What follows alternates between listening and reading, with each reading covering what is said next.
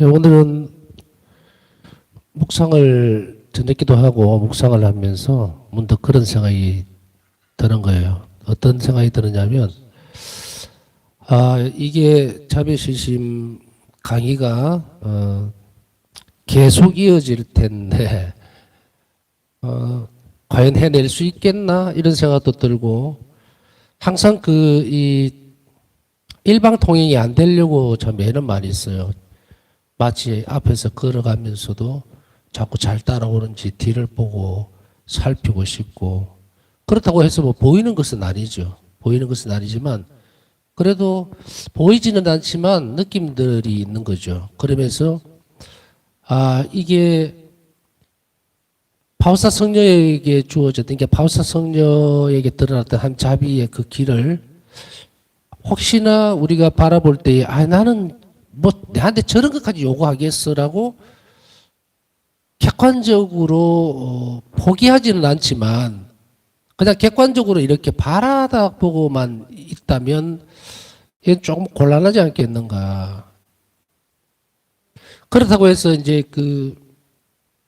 이 공부를 계속해서 가다 보면은 어떤 표준형 같은, 이게 하나의 예시 같은 생각으로 접근을 하게 되면 큰일이다, 이런 생각이 자꾸 드는 거예요. 무슨 말이냐면 너무 하늘에 높이 달려있는 별처럼 쳐다보고, 그래서 이 공부, 그러니까 이게 어쨌든 강의잖아요. 그러니까 공부를 하는 목적이 그냥 마음의 위로만 받고 귀가 고급스러워지는 그런 정도로 거친다면은 이게 무슨 소용이 없는데, 무슨 소용이 있을까? 높은 데 있는 것을 내 있는 대로 끌어내리려고 하지 말라는 거예요. 얘기를 말씀드리고 싶은 내용은. 내가 올라가려고 애를 써야지.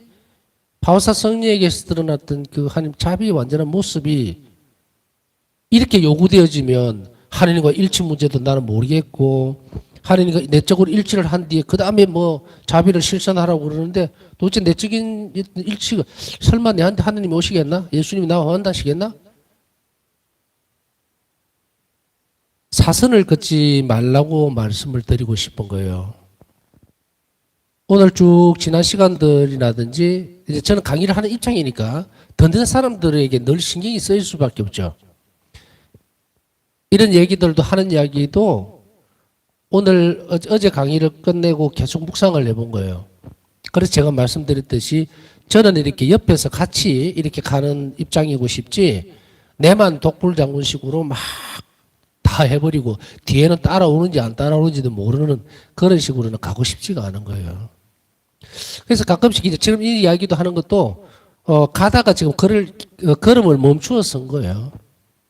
멈춰 서서 이렇게 뒤를 보니까 잘 따라오고 있는가? 말이 너무 어렵나? 너무 힘들지는 않을까? 뭐 그런 것들. 그래서 그러한 것들 때문에 혹시나 또 주저주저하거나 또 포기하거나 하지는 않을까 하는 그런 뭐 높아심 그런 것 때문에 하는데, 우리가 거기에서 오늘 말씀드리고 있는 것을 축약시켜서 하면 첫째는 뭐냐면, 절대 내 마음에서 나는 저렇게 하지 못할 것이야 라고 하는 것은 굉장히 큰 유혹이라는 것. 우리가 높은 곳을 바라보고 걸어가야 성장할 수 있는 기회가 됩니다. 높은 가치를 가지고 어쨌든 내가 그래 저까지는 갈지 안 갈지 그건 온전히 하나님에게 달려있는 부분이지만, 내가 어쨌든 그래 저렇게 성인 안에서 드러난 것이 우리에게 주어진 거라면 나도 최선을 다해서 한번 해봐야지라고 하는 쪽으로 가면, 적어도 그런 태도는 아무리 하여간에 어떤 형태로든지 가면 그런 말을 또 생각을 전혀 하지 않는, 포기해버리고 안 가는 사람보다는 훨씬 높은 단계에 이를 수는 있어요. 그것은 높은 단계라는 게 무슨 시험을 치고 뭐 아주 뿌듯하게 자존감을 세우는 그런 거 아니란 거 아시겠죠? 예수님을 차지할 수 있다. 예수님과 함께 있을 수 있다. 그 영혼은 자기도 모르게 그렇게 옮겨가 버립니다. 그렇기 때문에 우리가 이런 부분들에 대해서 여러 가지 소소한 부분들이 있을 수도 있겠지만, 그러나 우리가 여기에 더 귀를 기울이는 데 있어서 조심해야 할 것은 바로 이 부분이에요.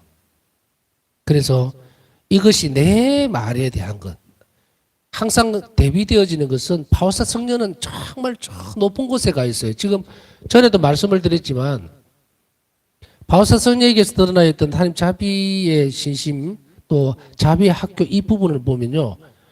시작점부터 시작해서 완덕에 이르는 최고점까지를 우리가 한 책에서 이렇게 위에서 본다면 같이 보고 있는 거예요. 그래서 그런 거예요. 그래서 우리는 처음에 초기에 있던 그 부분이 나와 똑같은 동일 선상에서 출발하고 있다는 것을 보지를 못하고 잘못하면 우리 영혼은 어디를 봐버리냐면 바오사성의 완덕에 되어 있는 완덕에 이르는 그 완전한 자비 그걸 봐버리면 우리는 못 돌아갑니다. 못 돌아가요. 하느님과 나하고 일치적인 부분들에 대해서 애를 쓰면서 어떤 때는 그냥 살짝 스쳐가듯이 이렇게 하느님하고 나하고 일치관계가 되어 있는 사람도 있고요. 또 약간 조금 자극이 주어지는 뭐 표현을 하자면 그렇게 느끼는 하느님과 일치가 있는 사람이 있고 아직까지는 전혀 못 알아듣는 다시 얘기하면 그 느낌이 전혀 없는 그렇지만 관계는 연결되어 있어요.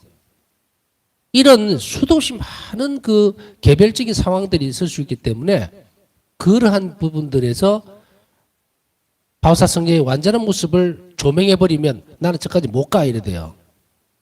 못 가. 그렇게 하지 말라는 이야기예요. 언젠가는 나도 그것에 도달할 수 있겠지. 그래서 말의 결론은 뭐냐? 제가 오늘 묵상하면서 쭉 지난 시간들을 또 들어보고 또 잘 따라오는가 하고 생각을 하면서 묵상을 하고 이렇게 쭉 하다 보니까 이 말은 해줘야 되겠구나. 이상을 크게 가지라 이런 말이 아니에요. 이상을 크게 가지라는 말이 아니고 하느님께서 바오사 성녀를 우리에게 주셨던 것은 이것이었구나. 그래서 우리는 오늘 성시간을 하면서 이렇게 기도해야 될 겁니다. 주님 바오사 성녀를 닮게 해주십시오.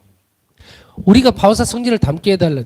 바오사 성녀를 닮을 수 있는 것 그것은 완전한 표본적인 것이 이미 우리가 똑같이 드러나 있으니까 훨씬 쉬워요.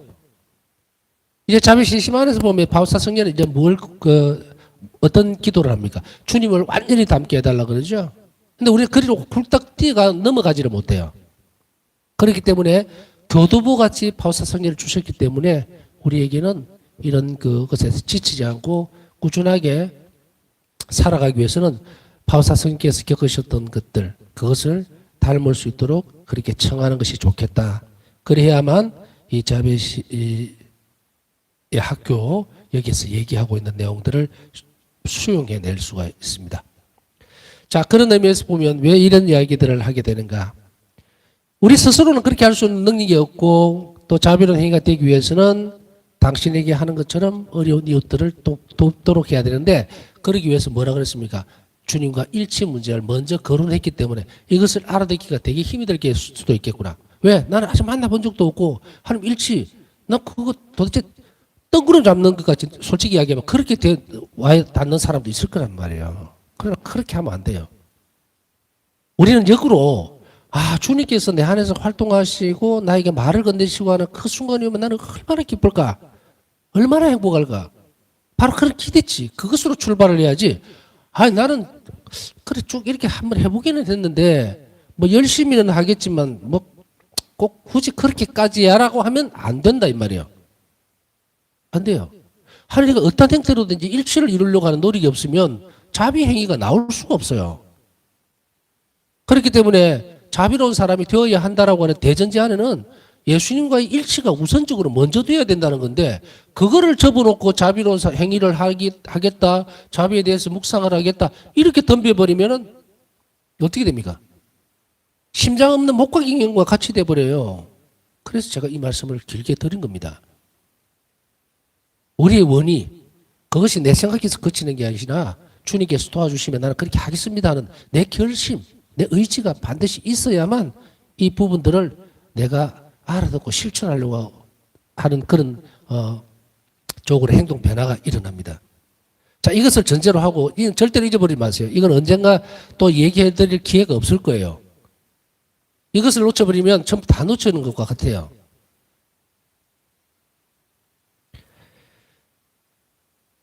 모든 자비로운 행위의 핵심은 우리 안에서 일하시는 하나님의 활동이다. 하나님과 더 밀접하게 일치할수록 더 참된 자비를 실천할 수 있다. 이 부분. 이것을 한 번 더 풀어준 거예요. 이 부분을 어제 오늘 계속해서 묵상하다가 아, 이거는 얘기를 꼭 해줘야 되겠구나. 예수님과의 내적인 일치를 갈망하지 않으면 우리는 자비 신심에 대해서 또 자비의 이런 학교에서 아무리 많은 걸 배운다 하더라도 그 사람 안에서 자비의 행위가 나올 수가 없어요. 우리가 이제 내가 하는 행위가 이 자비에 내려오는 행위인가 아닌가 우리 스스로 위안을 삼아서 억지로 밀어 넣을 수는 있지만 분명히 이러한 것이 아니면 자비로운 행위가 아니라는 것은 분명하게 밝혀놓아야 된다는 거예요. 그렇지 않으면 우리가 뭐 하려고 자비 학교에서 자비를 배우겠습니까? 그냥 내 마음대로 이거 나 자비로운 행위입니다 주님 하고 그냥 하면 되는데 있기 때문에 이제는 이 부분들이 안 된다는 이야기예요. 그러니 하나님과 일치 문제를 정말로 많이 신경 쓰고 내적 생활, 침묵, 묵상, 자비 신비에 대한 묵상들 이것을 꾸준하게 해야 합니다. 그렇지 않고 그냥 대충대충 해버리고 강의도 그냥 막 흘려버리고 그냥 아이고 좋은 이야기네 뭐 저렇게 하면 천국에 가나? 그러면은 나는 뭐 비슷하게나마 흉내라도 내고 그래서는 안 된다. 다른 것을 흉내 낼 수 있습니다. 행동은 그냥 뭐 부드럽게 얘기하고 온유하고 얘기하고 인상 안 쓰고 웃으면서 얘기하고 이런 행동들은 나올 수 있어요. 그러나 이 안에는 계속 그렇게 돌아가면 완전히 비어버립니다. 비어버려요. 언젠가는 포기합니다. 그렇기 때문에 제가 이야기하는 것은 연결되어 있는 그 위에 차곡차곡 잘 쌓아 올라가시면 주님께서는 우리 각자를 잘 아시기 때문에 우리 힘에 너무 무거운 자비 행위를 요구하지는 않습니다. 그 말은 무엇인가? 아주 작은 부분에 대해서 큰 사랑으로 하라고 얘기했죠. 바울사 성령은 초기에는 보면은 아주 우리가 보면 수련 과정이라고 제가 생각을 하는데 이렇게 보면은 굉장히 고통스럽고 무거운 짐을 그러니까 눈에 확 드러나는 그런 것으로서 계속 연습을 하는 자비 행위들을 하게 되는데 말년에 가면은 어떻게 되냐면 이것이 우리가 생각할 때는 작은 데서부터 아주 커져서 이렇게 갈 것 같죠. 그런데 바울사 성령은 보면 이 자비 행위가 어떻게 됩니까? 아주 표시가 나고 굉장히 큰 데서부터 이제 완덕에 이르러 버리니까 먼지같이 작은 일에서 엄청난 자비 행위를 하게 돼요. 작은 데서부터 작은 자비 행위를 시작을 해서 큰 데로 이르는 게 아니고요. 표가 날 정도로 그러니까 직접 이런 게 현실적으로 드러나는 이게 자비 행위구나 하는 정도에서 시작을 해서 나중에는 그 영혼이 아주 저 밑에서만 날 수 있는 깊은 곳에서만 예수님과의 일치 안에서만 날 수 있는 그 작은 행위 안에서 엄청나게 큰 자비 행위를 드러내버립니다. 이게 특징이에요. 그렇기 때문에 우리에게 있어서는 얼마든지 갈 수 있어요. 이런 그 일치점과 공통점을 가지고서 바울사 성령을 담고 바울사 성령에게 더 많은 것들을 배울 수 있도록 노력을 해야 하는데 그것에서 이제 드러나는 것은 하나님과 일치할수록 더 큰 자비 행위를 할 수 있다. 그래서 바울사 성령은 이제 일기에서 보면 당시 휴식 시간에도 자주 성체 앞에 가서 조배를 했고 그 일치 문제입니다. 예수님 안에서 머물려고 했고 그 다음에 휴식 시간도 이제 쪼개서 예수님 마음에 드는 그래서 연옥영혼들에서 기도를 바치기도 하고 또 쓸데없는 말에 대한 침묵을 지켜가면서 그렇게 하니까 일치했다는 거 그 앞에서 다 배웠죠. 그래서 이런 것들이 자비의 행위를 훨씬 더 깊이 있고 가치 있게 만드는 것이라는 것을 알았습니다. 또 그리고 우리에게 그것을 하도록 요구하고 있습니다. 자비가 물질적인 도움을 제공하는 성격을 띨지라도 그 주요한 원동력은 하나님과의 영적 일치 그리고 고통받는 사람들과의 영적 일치에서 흘러나와야 합니다. 상대방에게 대해서 물질적으로 많은 것을 줄 수 있습니다. 그 자비 행위죠. 도움을 제공하는 거니까 그러다 그것보다 더 중요한 것 그것이 그 성격을 빵이 필요한 사람에게 빵을 주고 옷이 필요한 사람에게 옷을 주는 행위가 될지라도 그것으로 끝나서는 안 된다. 그것을 우리 안에서 그 일을 할 수 있도록 활동하시는 하나님과 영적으로 내적으로 일치가 되어 있어야 되고 그 다음에 그 상대방, 그 사람 안에 도움을 받는 그 사람 안에서 고통받으시는 그리스도의 모습과 일치하도록 예를 써야 돼. 이 말은 그 사람 안에서 하나님을 발견해야 된다는 얘기예요. 영적으로, 내적으로. 그래서 이것을 어떻게 표현할 수 있냐면 바울사 성령은 이렇게 기도를 했죠. 고통받는 사람들의 고통을 알 수 있도록 해달라. 이런 표현을 쓴 거예요. 그것은 바로 조금 전에 풀어줬던 바로 그 부분하고 고통받는 사람들의 처지, 내적인 상태, 그것까지도 다 받아들이고 움직일 때에 말 그대로 자비행위가 된다는 이야기입니다. 왜냐하면 우리는 도움이 필요한 사람들 안에서 고통받으시는 그리스도의 모습을 볼 수 있어야 하기 때문이다. 고통받는 사람들 안에서 고통받으시는 그리스도. 예수님께서 고통받는 사람들을 보시고 눈물을 흘리시고 정말로 마음 아파하셨어요. 그렇기 때문에 바로 그 마음 아파하는 그 대상, 그것을 똑같이 바라봐야 되는데 우리는 객관적으로 그 사람 안에서 그 사람을 보고 불쌍히 여기시고 고통을 함께 받으시는 그리스도의 모습을 볼 수 있을 때에 비로소 우리는 온전하게 자비 행위를 할 수가 있다. 이러한 사람들 안에서 예수님을 인식할 수 있을 때, 고통받는 사람들에게서 예수님을 인식할 수 있을 때 우리는 고통받는 사람들과 아픔을 함께 나누는 진정한 체험을 할 수가 있습니다.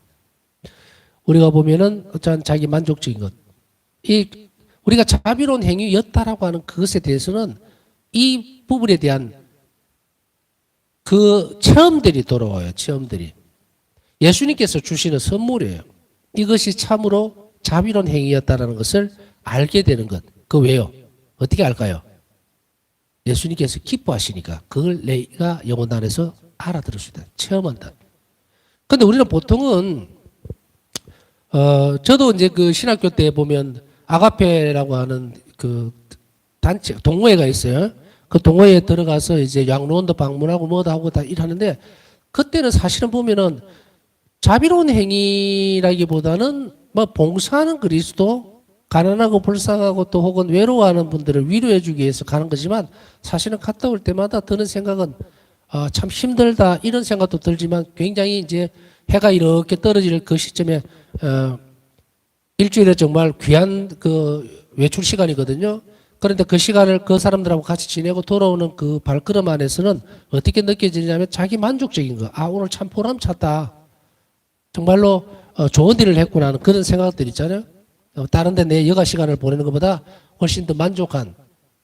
그래서 그런 그냥 인간적인 관계 안에서 얻는 만족감이지 예수님께서 참으로 기뻐하시는 것이라고 해서 영혼 안에서 알아듣지를 못했다는 이야기예요. 그냥 좋은 일을 했다. 그것은 조금 지나고 나면 싹 없어져 버립니다. 날아가 버려요. 이것이 차이점이죠.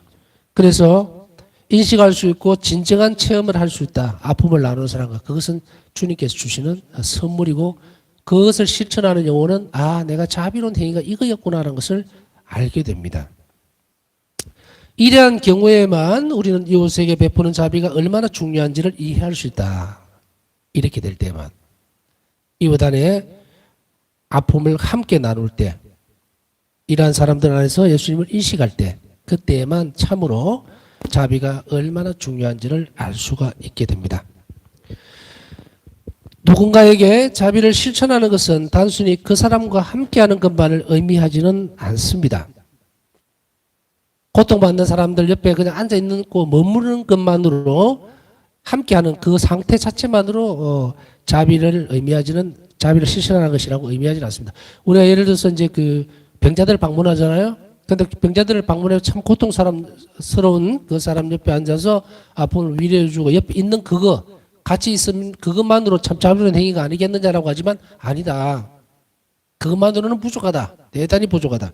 왜냐하면 앞에서 이야기했듯이 그것은 단순한 친밀함의 문제가 아닙니다. 이 사람을 친절하게 대해주고 온유하게 대해주는 그런 자비라는 것은 그런 면만은 아니다. 친밀한 문제가 아니에요.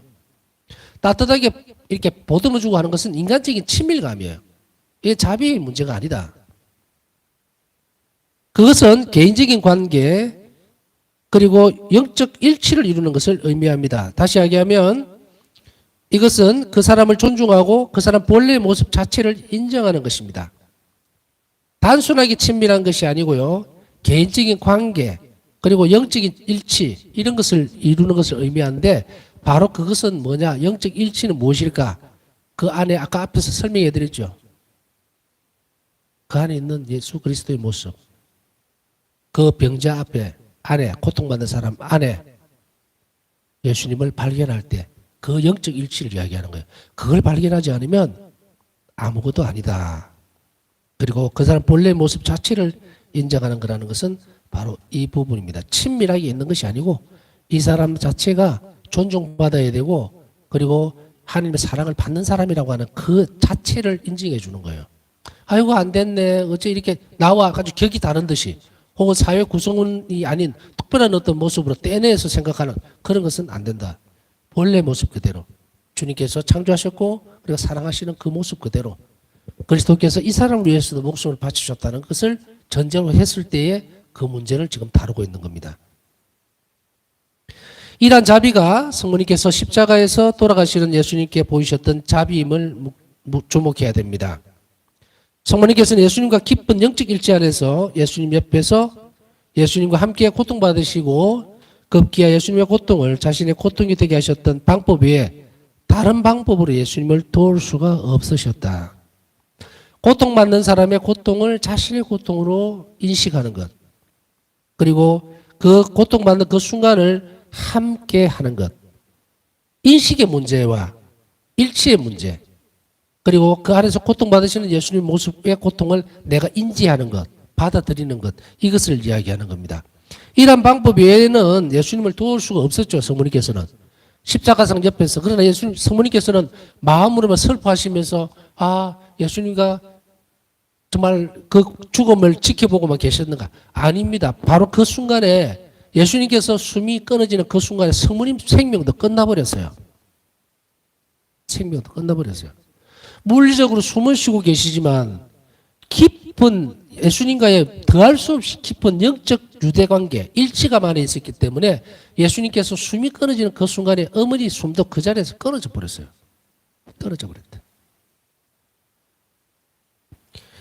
우리가 드라마나 영화 같은 데 보면은 이렇게 각색이 되어 있는 부분일 수도 있겠지만 어떤 예를 들면 어떤 자식의 그 죽음을 보면서 엄마가 그 자리에서 숨이 끊어져 버리는 경우가 있죠.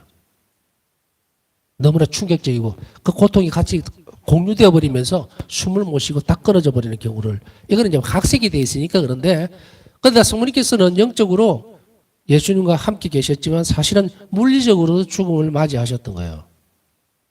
왜냐하면 영적으로 끊어져 버리니까 당신 자신의 모든 것이었던 예수님이 생명을 잃는 그 순간에 엄마 생명도 끝난 거예요. 어머니 생명도 끝난 거예요. 이런 영적으로 깊이 있는 일치감과 유대감이 바로 자비다. 어머니는 성모님 옆에서 보이셨던 자비로움입니다. 왜냐하면 예수님도 돌아가시면서 고통 속에 있었기 때문에 자비가 필요한 존재였죠. 자기가 필요한 존재. 물론 이 부분에 있어서 우리가 무엇을 볼 수 있을 것인가? 맞습니다. 예수님은 완전히 의탁하셨기 때문에 완전히 자비를 입으셨던 분이고 성모님 또한 아들의 죽음을 보면서 예수님의 죽음을 보면서 죽음 앞에 서 있는 저 미약하고 정말 보잘것없는 육적인 인간의 죽음 앞에서 성모님은 자비로울 수밖에 없었어요. 영적 자비로. 그래서 곁에 계셨던 거예요. 그러나 곁에 계셨지만 아까 뭐라고 말씀드렸습니까? 예수님의 죽음과 같이 죽으셨다. 이게 자비의 정말 본보기입니다. 이게 본 모습이에요. 세상이 창조되기 전에 계셨던 하느님의 영원한 아드님이신 예수님께서는 인류에게 자비를 베풀고 구원하시기 위해 사람들과 함께 하시며 많은 것을 나누시려고 3차원의 시간 안에서 사람이 되셨다. 세상이 창조되기 전에 계셨던 하나님의 영원한 아드님이신 성자께서는 인류에게 자비를 베푸시기 위해서 사람이 되시고 그리고 우리 눈에 보이는 그런 형태, 인간 눈의 모습으로 오셨다. 자비의 참된 실천은 본래 그 사람 자체를 그리고 하느님의 눈에서 그 사람이 갖는 기초한 가치를 다른 사람에게 드러내 줍니다.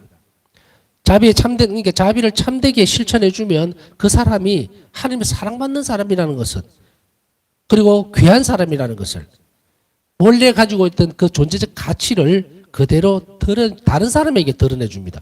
자, 거린이 있어요. 정말로 뭐 성서에서 나오던 그런 병자들이라든지 막 구걸하던 그런 사람들, 이 사람을 따뜻하게 맞아들이고 그리고 그 사람의 존재적 가치, 품위, 그것을 찾아주기 위해서 그 사람 한 명을 안아주고 거두어주면 다른 사람에게 저 거지인데 모양이 변하는 거예요. 저 사람도 사랑받아야 될 충분한 가치가 있는 존중받아야 될 그 사람임을 그대로 드러내줍니다. 그래서 다른 사람들이 그 사람을 인간으로 보도록 만들어주죠. 아우 냄새나니까 저리 가. 이건 뭐 짐승도 아니고 이런 모습에서 자비를 어떤 사람이 실천해 줄 때, 그래서 착한 사마리아 사람의 비유 모습에서 보면은 나오죠. 정말 죽을 뻔한 것, 그것을 잘 건수해주고 돌봐주고 그 사람 이게끔 만들어주잖아요. 지금 맞아 죽을 지경에 이르렀어. 강도로 만나가지고. 그러면 만시장이 돼가지고 얼굴 다 진리기 되고 막 이래 됐을 거 아니에요. 그랬을 때에 자비를 베풀어 줌으로 해서 이 사람이 치료를 받고 또 온전하고 건강한 모습으로 되면은 우리는 그때서 사람으로서 존중을 해주려고 하겠죠. 이거는 인간 사회에서는 어쩔 수가 없는 것 같아요. 어떤 한 사람이 예를 들어 가지고 막 어떤 때는 그런 경우에도 많이 있잖아요. 뭐 우리가 사람이다 보니까 어떤 일정한 수준에서 그러한 연습을 하지 않는 사람들은 쉽게 그냥 구별을 해버릴 수가 있죠. 그 사람의 옷차림이라든지 아니면은 뭐 옷 매무새, 그러니까 외형적인 어떤 가꾸는 어떤 부분들. 만약 예를 들어서 어떤 사람은 아주 그냥 깔끔하게 옷을 잘 입고 멋스럽게 딱 꾸미고 들어오고 향수도 뿌려가지고 막 좋은 냄새가 나가는데 한쪽에서 들어오는 신자는 막 이거는 머리를 감았는지 안 감았는지 몸에서 냄새가 나는 것 같기도 하고 옷도 참 형편없이 다 떨어지고 그런 옷을 입고 둘이가 딱 당시에 들어올 때 우리 정말 똑같이 볼까요? 잘 안 봐지죠. 잘 안 봐집니다, 솔직히. 만약에 내 옆에 그 사람 둘 중에 한 명이 오라고 그러면 누구를 부르겠습니까? 슬슬슬슬 피하겠죠? 인간의 눈에 하나님의 자비로움, 하나님 안에서 사는 인간의 모습을 또 그런 존재의 가치들을 계속 끊임없이 연습하지 않으면 우리도 모르게 그렇게 합니다. 우리도 모르게 그렇게 해요. 우리가 비근하게 성당에서만 보더라도 내 옆자리에 오는 사람이 아주 호출거리하고 냄새가 나고 옆에 오면 이 사람을 정말로 벌떡 일어나서 딴 데 가버린다든지 그러겠죠. 이 비슷한 대목은 바울사서의 일기에서도 나오죠. 계속 어떤 수녀가 기침을 하니까 자리를 옮겨야 되거나 이런 상황이 벌어지고 이랬을 때도 모른 척하는 것, 참아내는 것, 뭐 그런 본질적인 부분들을 자꾸 연습해야 되는 것, 작은 일에서 그것을 보는 것, 그것이 중요하다는 이야기입니다. 그래서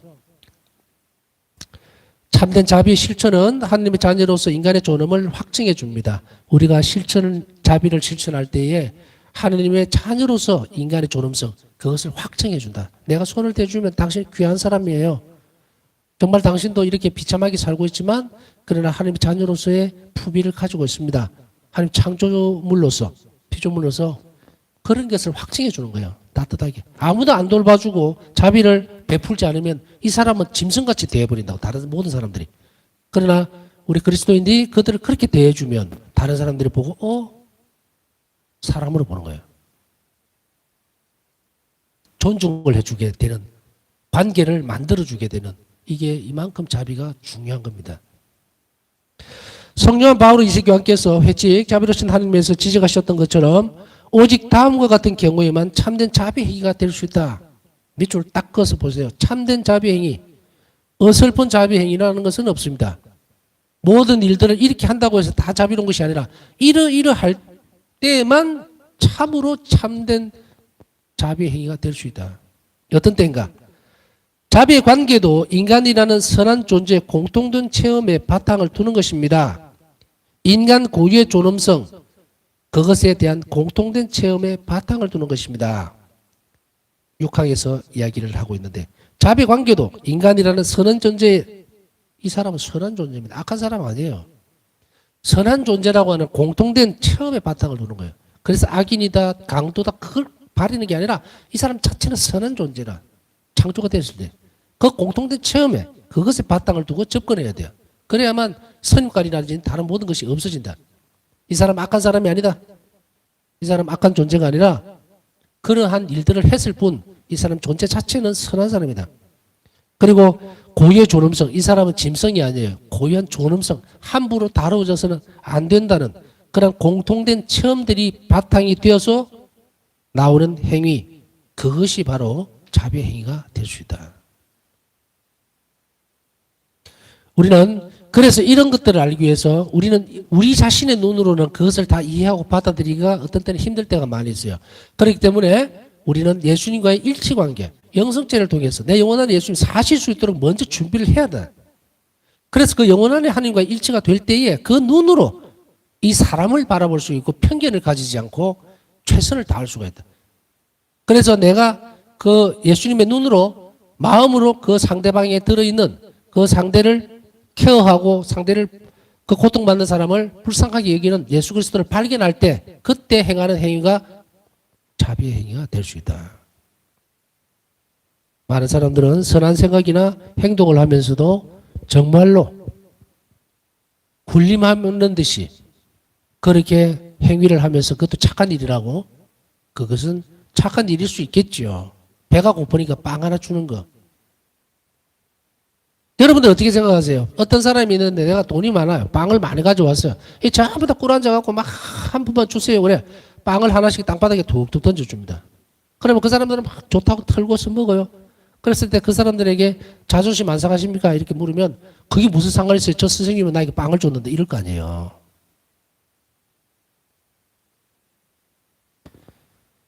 그게 착한 일이 맞아요. 그러나 자비로운 행위는 될 수 없습니다. 왜냐하면 예수님을 사랑한다면 땅바닥에 빵을 던지는 게 아니라 꿇어앉아서 혹은 앉은 자리에서 양손으로 그들의 아픔을 알아주면서 그들의 배고픔을 달래줘야 되겠죠. 나머지 부분들은 이 부분들 또 찾아보고 행위들이라는 것은 하나하나 예를 다 들 수는 없지만 묵상을 하면 굉장히 많은 부분에 있어서 이런 것이 있었음을 알게 되지만 다시 한 번 더 말씀드리지만 예수 그리스도의 시선으로 하나님과 일치된 마음에서 나오는 것이 아니면 자비로운 행위가 될 수 없음을 우리는 기억해야 합니다. 다음 시간에는 파스타 순의 생애에서의 자비로운 행위 편을 살펴볼 것이고요. 남은 시간 묵상하면서 내 행위와 마음 안에 참으로 하느님다운 그런 자비의 행위가 실행되어질 수 있도록 또 그것을 알 수 있도록 은총을 베풀어 주십사 하고 청하면서 남은 시간 묵상하도록 하겠습니다.